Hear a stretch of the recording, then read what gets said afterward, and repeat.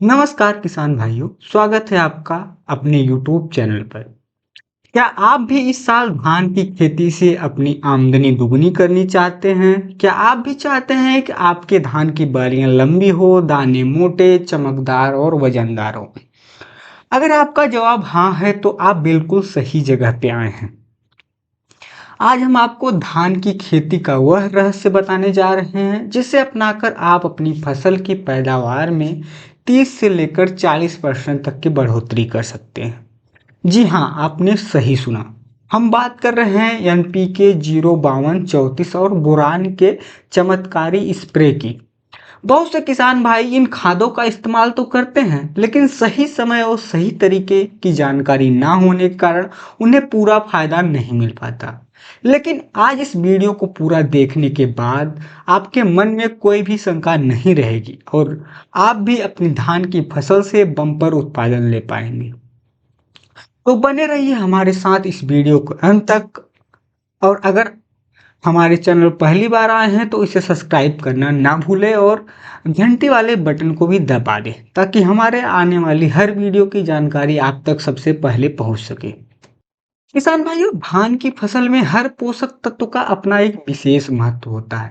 लेकिन फसल की कुछ अवस्थाएं ऐसी होती हैं जब कुछ खास पोषक तत्वों की विशेष जरूरत होता है।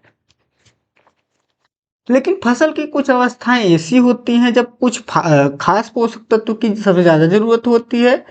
धान की फसल में जब बालियां निकलने वाली होती हैं, जिसे हम गभोट अवस्था या पेनिकल इनिशिएशन अवस्था भी कहते हैं, वह समय फसल के लिए बहुत ही नाजुक और महत्वपूर्ण होता है। यही वह समय है जब पौधों को सबसे ज़्यादा ऊर्जा और पोषक तत्वों की आवश्यकता होती है ताकि वह स्वस्थ और लंबी बालियों का निर्माण कर सके। इस अवस्था में जमीन में दिए गए उर्वरक पूरी तरह से पौधों को जरूरत पूरा नहीं कर पाते, इसलिए हमें स्प्रे के माध्यम से अतिरिक्त पोषण देना पड़ता है।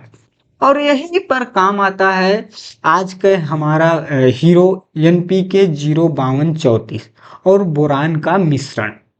किसान साथियों, सबसे पहले समझते हैं कि एनपीके 05234 आखिर है क्या और यह धान की फसल के लिए इतना जरूरी क्यों है।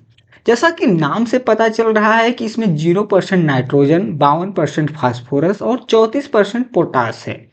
एक पानी में पूरी तरह से घुलनशील खाद है जिसे हम आसानी से स्प्रे के माध्यम से फसल को दे सकते हैं। अब आप सोच रहे होंगे कि इस अवस्था में नाइट्रोजन की जरूरत क्यों नहीं है। तो किसान भाइयों, पेनिकल इनिशिएशन की अवस्था में अगर हम नाइट्रोजन का इस्तेमाल करते हैं तो पौधों की वानस्पतिक वृद्धि फिर से शुरू हो जाती है, यानी कि पौधे का ध्यान बालियां बनाने से हटकर पत्ते और तने की बढ़ाने पर चला जाता है। इससे बालियां देर से निकलेंगी और उनकी लंबाई भी कम रह जाएगी और फसल में कई तरह के कीट और रोगों का खतरा भी बढ़ जाएगा। इसलिए इस समय हमें नाइट्रोजन का प्रयोग बिल्कुल नहीं करना। अब बात करते हैं फास्फोरस यानी कि 52% की। तो फास्फोरस का मुख्य काम होता है कि ऊर्जा का संचार करना। यह एक तरह से पौधों के लिए ट्रांसपोर्टर का काम करता है जो पौधों द्वारा बनाए गए भोजन को बालियों तक पहुंचाने में मदद करता है। जब बालियां बन रही होती हैं तो उन्हें सबसे ज्यादा भोजन की जरूरत होती है। फास्फोरस यह सुनिश्चित करता है कि भोजन का सही समय और सही मात्रा में बालियों तक पहुंच सके, जिससे बालियों का विकास बेहतर हो पाता है। इसके अलावा यह जड़ों को मजबूती प्रदान करता है। इसके बाद आता है साथियों पोटास यानी कि 34%। पोटास को क्वालिटी पोषक तत्व भी कहा जाता है। इसका काम होता है कि दाने के आकार, चमक और वजन को बढ़ाना। पोटास में रोग प्रतिरोधक क्षमता को भी बढ़ाता है, जिससे फसल कीटों और बीमारियों से लड़ने में सक्षम बनती है। यह तने को भी मजबूती देता है, जिससे तेज हवा चलने पर फसल के गिरने का खतरा कम हो जाता है। इसके साथ ही यह पौधों को सूखे जैसी प्रतिकूल परिस्थितियों को सहन करने की क्षमता प्रदान करता है। तो आप समझ गए होंगे कि पेनिकल इनिशिएशन की अवस्था में फास्फोरस और पोटास का कितना बड़ा योगदान है। अब आते हैं हमारे सबसे दूसरे महत्वपूर्ण पोषक तत्व यानी बोरान पर। देखिए, बोरान एक सूक्ष्म पोषक तत्व है जिसकी जरूरत पौधों को बहुत कम मात्रा में होती है, लेकिन इसके बिना फसल अधूरी है। बोरान का सबसे महत्वपूर्ण काम परागण यानी पॉलिनेशन की क्रिया में मदद करना है। परागण वह क्रिया है जिससे नर और मादा फूल मिलते हैं और दाने का निर्माण होता है। अगर परागण ठीक से नहीं होता है तो बालियों में दाने नहीं बनेंगे और बालियां खाली रह जाएंगी।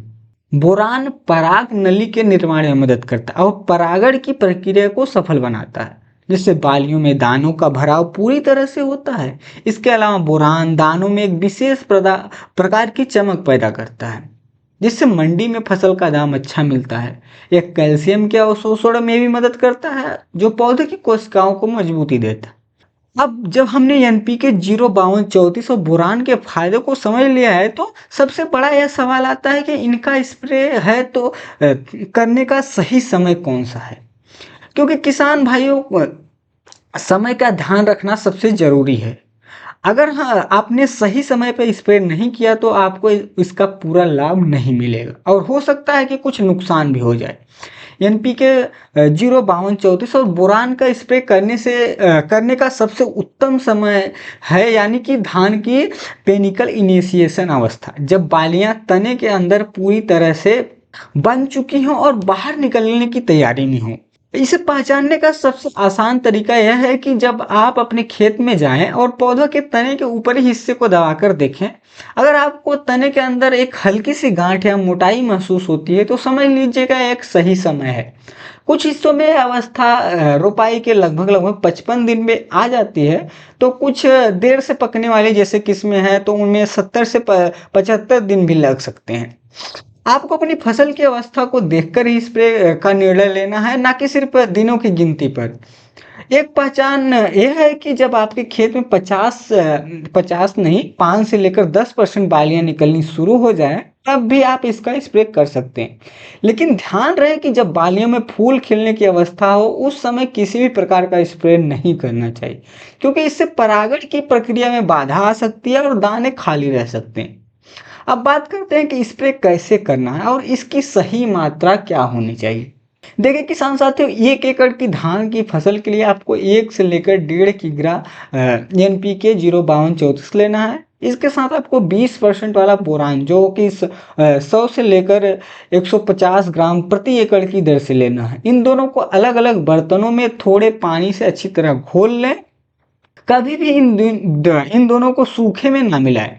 जब दोनों अच्छी तरह से घुल जाएं, तब इन्हें एक साथ मिलाकर लगभग 120 से लेकर 150 लीटर पानी में डालकर स्प्रे कर देना चाहिए।